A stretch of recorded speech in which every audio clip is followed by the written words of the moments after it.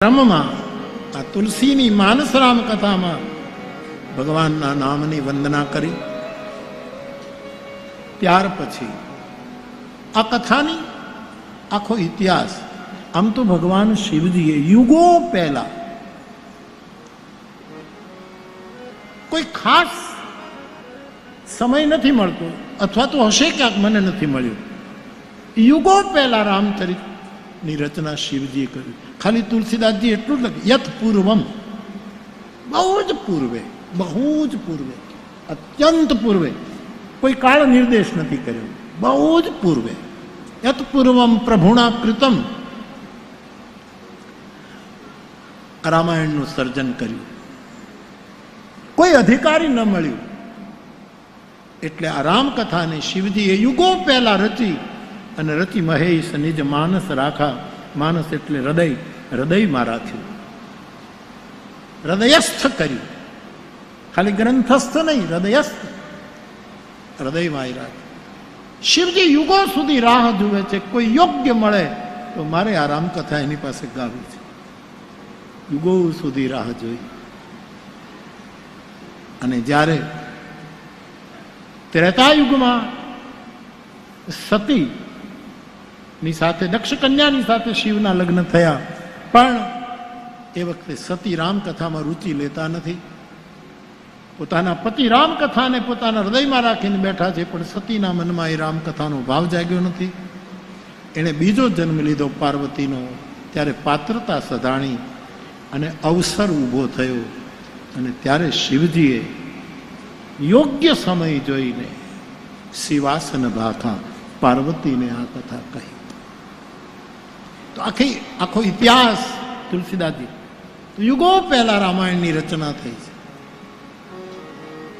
મેં ઘણી વખત કહ્યું છે, સિમરિયામાં ખાસ કહેલું, રશ્મિ રથીના ગામમાં અમે અંજલિ આપવા માટે કથા કરી ત્યારે ખાસ કહેલું કે વાલ્મીકી આદિ કવિ છે, પણ મારો શિવ અનાદિ કવિ છે.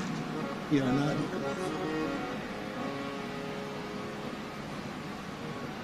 ભગવાન શિવે ઉમાને આ કથા સંભળાવી. પછી આ કથા કાગભૂસુંડીજીને શિવજીએ આપી.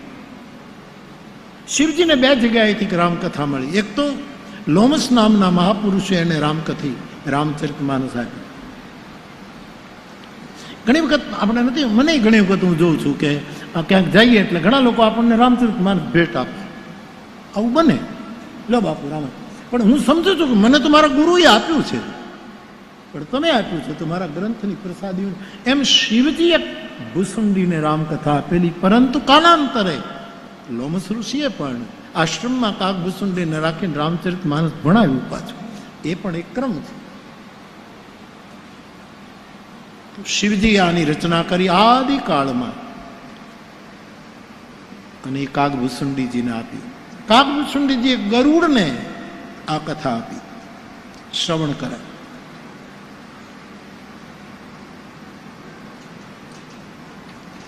અમારા મિથિલાના એક સંત તો એમ કહે છે, બહુ સારી વાત કહે, કે ગરુડ જે છે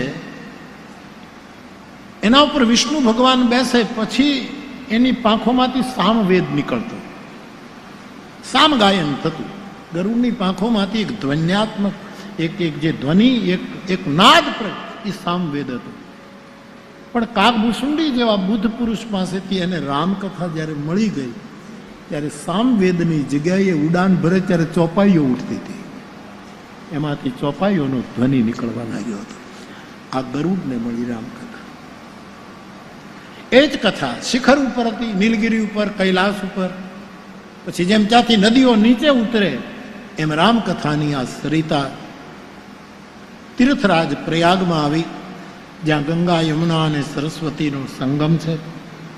ત્યાં યાજ્ઞવલ્ક નામના પરમ વિવેકી મહાપુરુષે આ કથા ભરદ્વાજજીને સંભળાવી.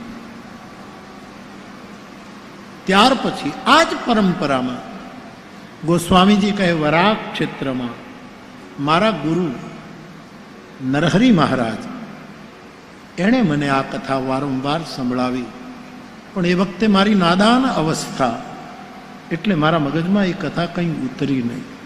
કૃપાળુ ગુરુએ મને વારંવાર કથા સંભળાવી. તુલસી પોતાની વાત કહે, તદપી કહી ગુરુ બારહી બારા.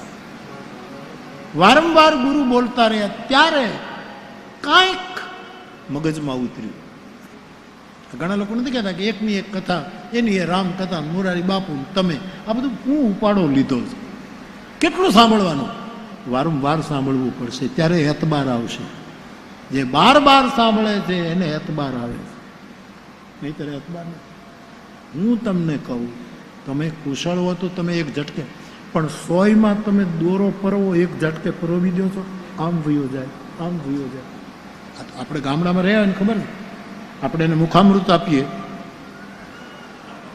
વરાને ધાર તો કાઢી, કોટી કોટી અણી એટલે કોટી છેડું, એટલે આપણે મોઢામાં દોરો લઈએ, એને એને એને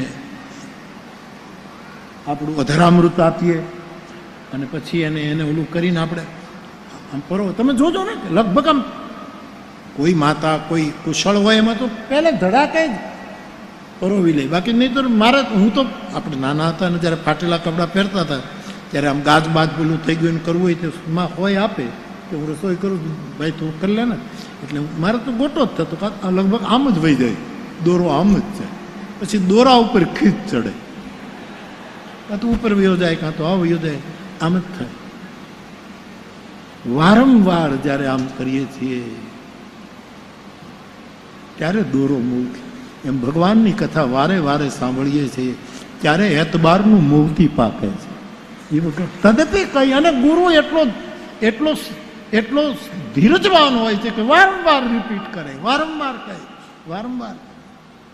આને કહેવાય છે જ્યારે દોરો પરોવાઈ જાય એને હમઢિયાળું કહે છે, વીજળીને ચમકારે મોતી પરોવી દો. માટે વારંવાર, અને આ સિદ્ધ થઈ ગયું, લોકો વારંવાર સાંભળે જ છે. એ તો તમે કથા કરતા નથી, લગભગ આમાંથી અડધો મંડપ તો કથા કરી શકે એમ છે.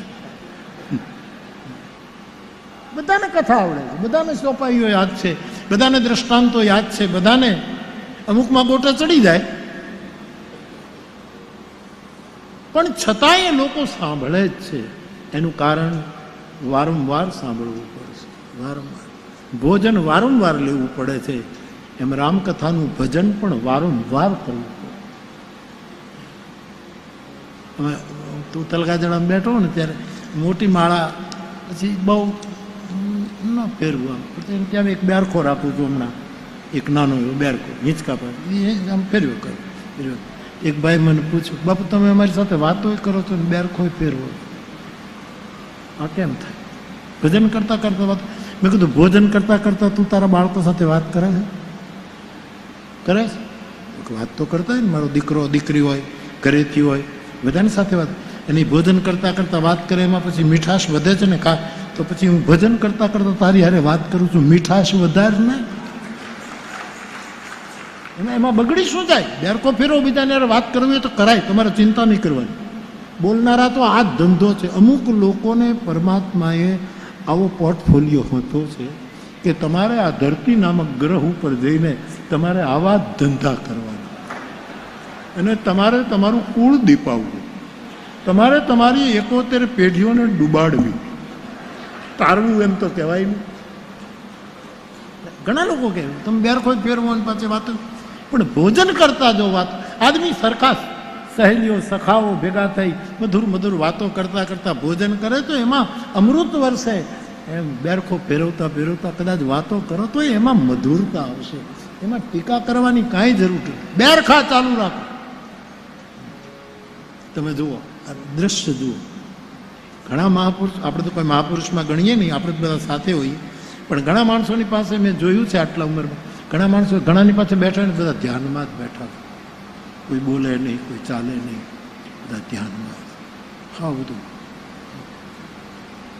કોઈ ક્યારેક ક્યારેક આંખ ખુલ્લા કરી પાછું બંધ કરી દે. ઘણા મહાપુરુષોની પાસે ઘણા લોકો બેઠા હોય તો ખાલી પાઠ જ કરતા, કોઈ ગીતાનો પાઠ કરે, કોઈ રામાયણનો પાઠ કરે, કોઈ ગીતાનો પાઠ કરે, બધા સ્વાધ્યાય જ કરતા. ઘણા આ બધું મેં જોયેલું છે. ઘણા માણસો હોય તો બેઠા બેઠા પોતાની રીતે આંખો બંધ કરીને બેઠા હોય. ઘણાને મેં એવાય જોયા છે કે બેઠા બેઠા ખોટા ખોટા દાંત કાઢતા હોય.